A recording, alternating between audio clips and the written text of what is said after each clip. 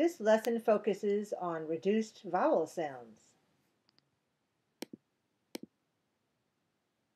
When a word in English has two or more syllables, one of them is usually unstressed. Unstressed syllables are weaker, shorter, and often lower in pitch than stressed syllables. The vowel in an unstressed syllable is often reduced and pronounced as a short, unclear sound. We call this vowel sound a schwa. Notice the animation. The reduced vowel letter is blue, and it switches from a schwa symbol to the written letter and back to the schwa as the word is pronounced. Again. Even. Tonight. Mention.